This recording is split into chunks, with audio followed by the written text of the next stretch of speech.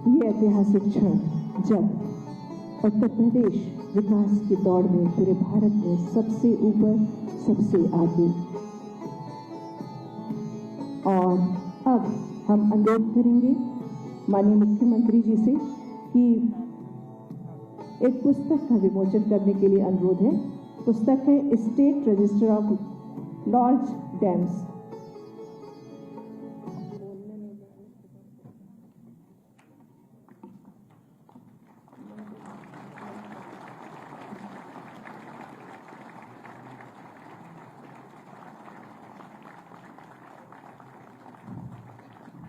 बहुत बहुत धन्यवाद माननीय। और अब अत्यंत आदर के साथ अनुरोध कर रहे हैं प्रदेश के यशस्वी उर्वर माननीय मुख्यमंत्री श्री योगी आदित्यनाथ जी से संबोधन के लिए जोरदार तालियों से स्वागत कीजिए। अभिनंदन हमारे यशस्वी मुख्यमंत्री जी का।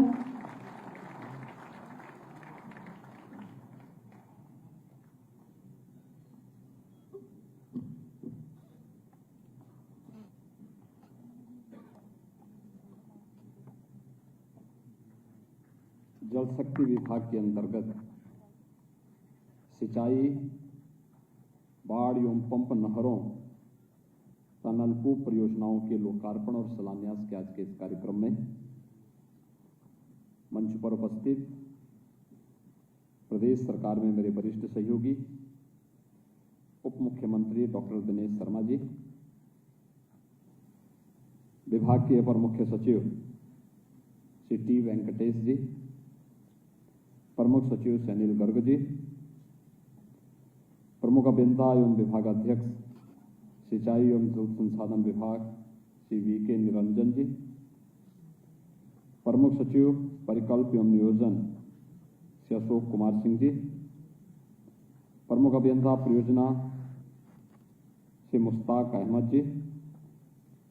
प्रदेश भर से अलग अलग स्थानों पर जुड़े हुए सभी सम्मानित जनप्रतिनिधिगण और सिंचाई विभाग से जुड़े हुए सभी अभियंता और अन्य अधिकारीगण और उपस्थित भाइयों बहनों, एक साथ प्रदेश भर की 5,799 करोड़ रुपए की लागत से 227 परियोजनाओं के लोकार्पण और शिलान्यास का यह कार्यक्रम आज यहाँ पर संपन्न हो रहा है। मैं इसके लिए सिंचाई विभाग को हृदय से धन्यवाद देते हुए प्रदेशवासियों को जिन्हें इस परियोजनाओं का लाभ प्राप्त होना है, उन सबको इसके लिए हृदय से बधाई देता हूं और उन सब के प्रति अपनी शुभकामनाएं देता हूं। आज की लोकार्पित होने वाली परियोजनाओं में 5,214 करोड़ और 2 लाख रुपए की लागत से 203 परियोजनाएं हैं और इसके अलावा 584 करोड़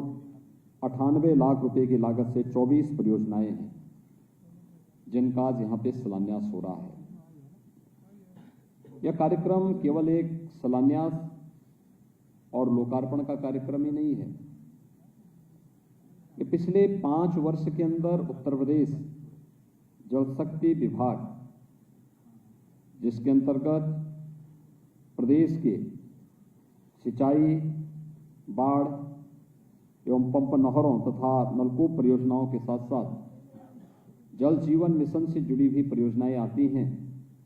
उसके आधे भाग का, जिसे हम सिंचाई, बाढ़ और पंप नहरों के तथा नलकूप परियोजनाओं से जोड़ करके जल संसाधन विभाग के रूप में प्रदेश के अंदर आम जन से जुड़ी हुई इन समस्याओं के समाधान करने के लिए जो विभाग कार्य कर रहा है, उसकी बदली हुई तस्वीर को आज का एक कार्यक्रम प्रस्तुत कर रहा है। मुझे याद है जब 2017 में हमारी सरकार बनी थी, तब प्रदेश के अंदर तस्वीर कुछ और थी। दशकों से सिंचाई की परियोजनाएं लंबित पड़ी हुई थी, दशकों से। मुझे याद है जब 2018 में हम लोगों ने प्रधानमंत्री जी के करकमलों से बाण सागर परियोजना के कार्यक्रम को संपन्न किया था, तो उस परियोजना का शिलान्यास 1978 में उस समय के प्रधानमंत्री माननीय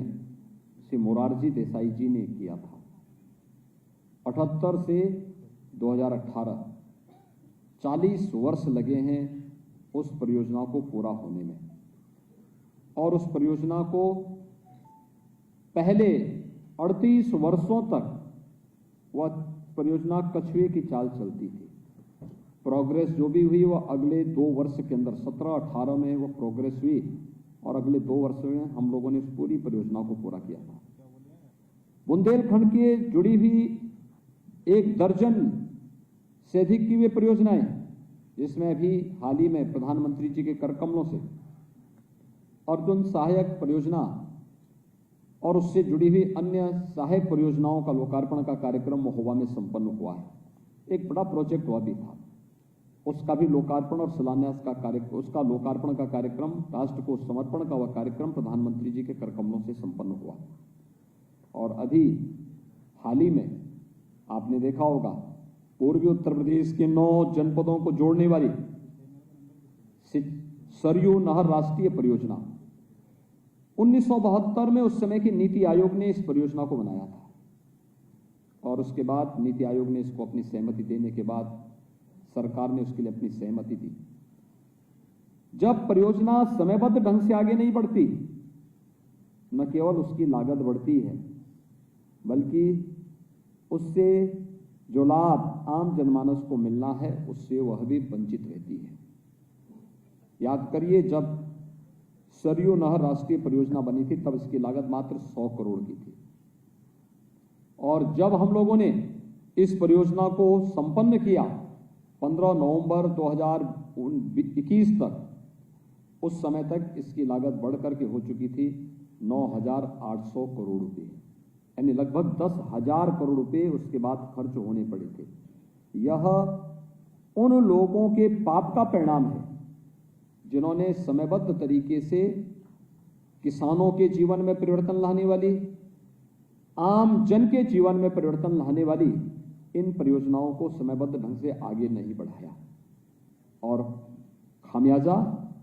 प्रदेश के राजस्व को भुगतना पड़ा। बदनाम विभाग हुआ, लेकिन हमने इन योजनाओं को समयबद्ध ढंग से आगे बढ़ाया। आज परिणाम है कि मात्र 4-4.5 वर्ष के अंदर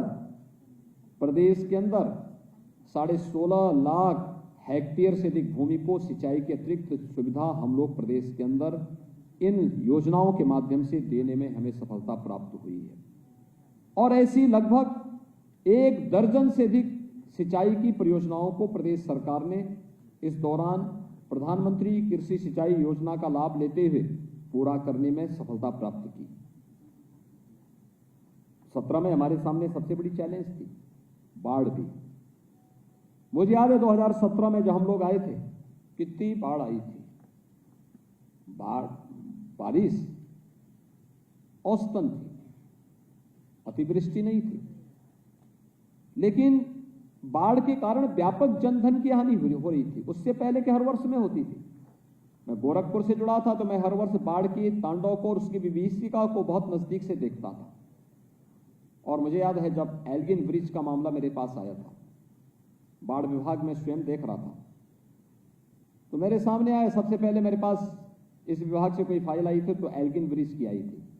कि साहब 117 करोड़ रुपए इसमें रिलीज होने हैं बाढ़ नियंत्रण के लिए। तो मैंने कहा ये पहली बार है, एल्गिन ब्रिज का नाम मैं बहुत दिनों से सुन रहा हूँ, क्या पहली बार पैसा जा रहा है? उन्होंने कहा साहब हर साल जाता है। तो मैंने कहा नहीं, रोक दो इसको। कहा साहब नुकसान होगा। तो मैंने कहा नुकसान तो ऐसे भी होता है। अब नुकसान से आप ज्यादा डर रहे हैं या मुझे डरना चाहिए? मैंने कहा उसकी चिंता मत करना। और उसके बाद जब हम लोगों ने इसकी कार्य योजना बनाई, मैंने वहां पे एक विभाग को एक सुझाव दिया था। मैंने कहा उसको एक ड्रेजिंग करिए, नदियों को चैनलाइज करिए, और ड्रेजिंग करके चैनलाइज करते हुए अगर हम नदी को एक व्यवस्थित रूप से आगे बढ़ाने का कार्य करेंगे तो हो सकता है बाढ़ की विभीषिका से हमें काफी समाधान मिलेगा। उस वर्ष प्रारंभ हुआ, यद्यपि कार्य पूरा नहीं हो पाया था, लेकिन मैंने देखा था कि एल्गिन ब्रिज पे कम पैसा खर्च होने के बाद कुछ अच्छे परिणाम सामने आए थे। लेकिन 2018 में 2017 में श्रावस्ती में भी, बलरामपुर में भी, गोंडा और बाराबंकी में भी बाढ़ आई थी। पूर्वी उत्तर प्रदेश के अन्य जनपद भी प्रभावित हुए थे। जो प्रदेश के 40 जनपद बाढ़ से अति संवेदनशील और संवेदनशील थे, वहां पर कम या ज्यादा मात्रा में लोग इससे प्रभावित हो रहे थे। लेकिन जब हम लोगों ने एक एक करके उन सभी संवेदनशील स्थलों को चिन्हित करके, मैं भी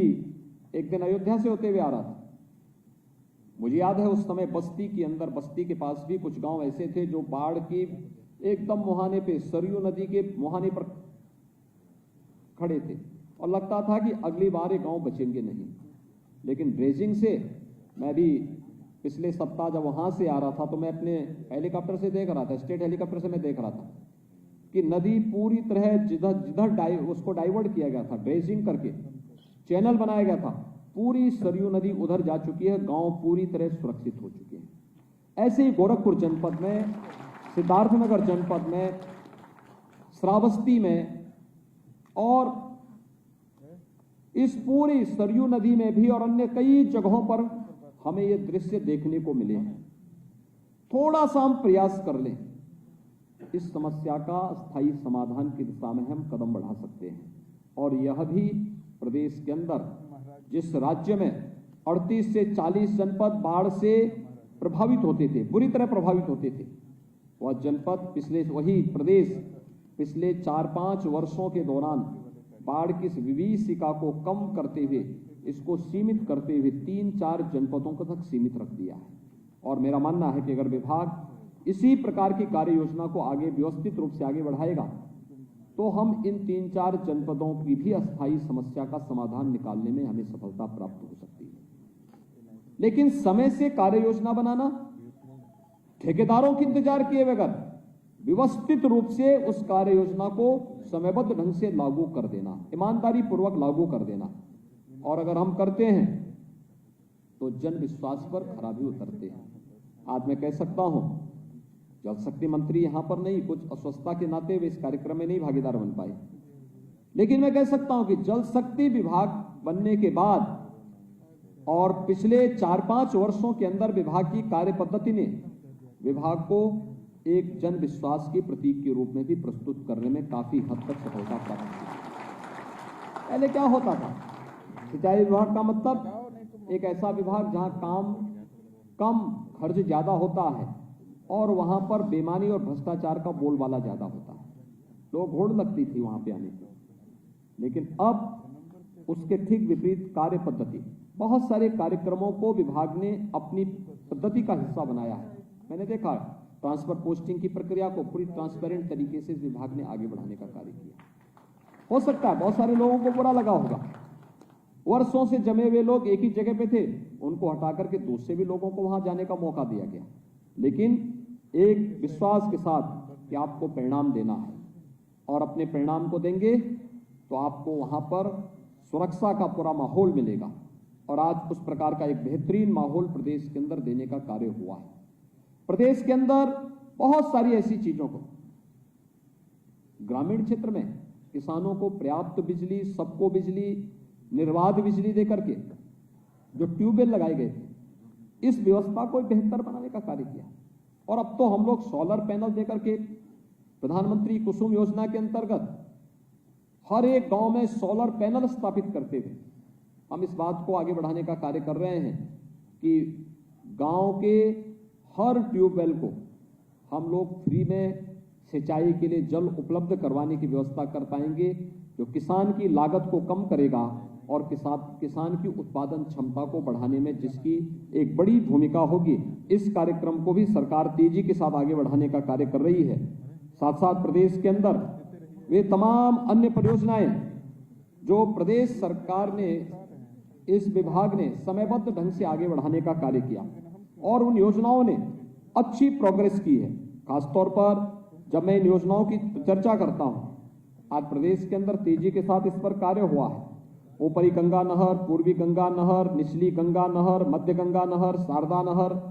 गंडक नहर, शारदा सहायक नहर, अपर यमुना नहर, ये तो पहले से प्रदेश के अंदर चल रही थी, उसमें कुछ थोड़े बहुत प्रदेश सरकार ने वर्तमान में योगदान दिया। लेकिन बाण सागर परियोजना, सरयू नहर राष्ट्रीय परियोजना और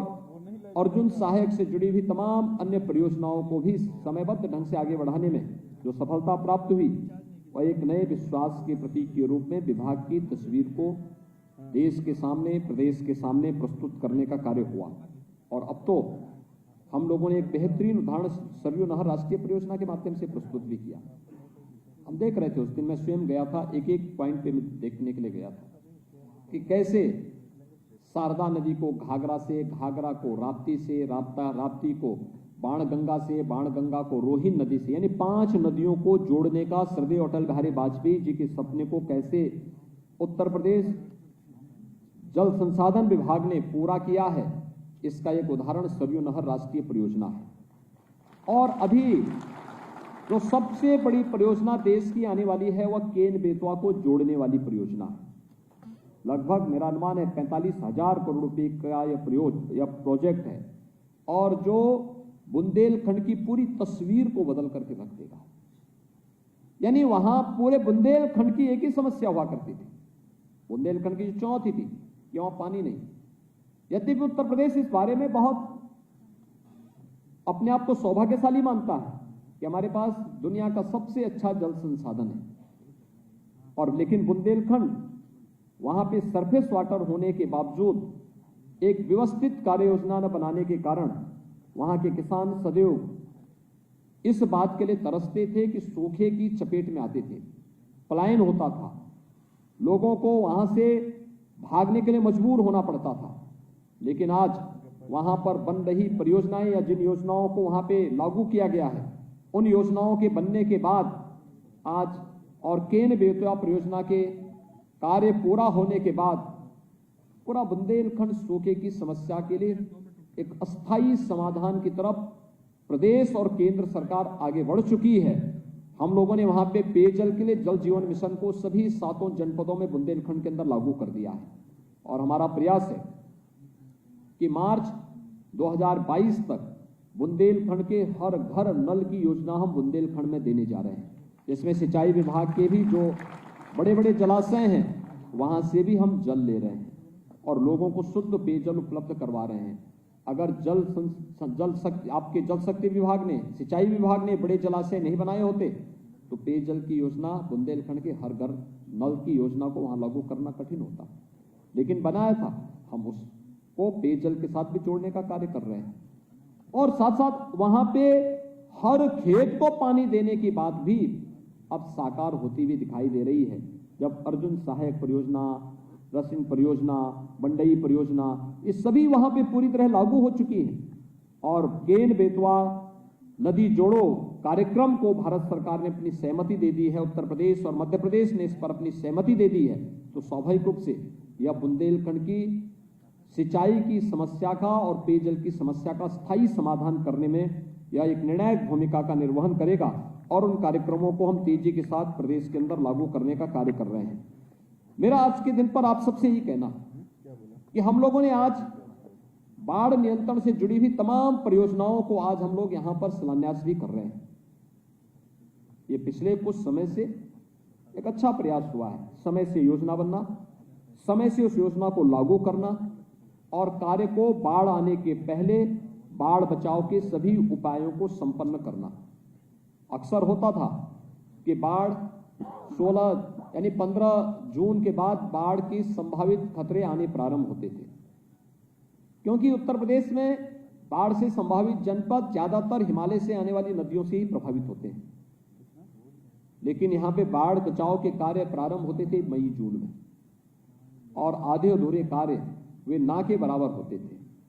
पैसा भी लगता था, जनता की गाली भी खानी पड़ती थी, जनधन की भी व्यापक अपव्यय होता था, हानि होती थी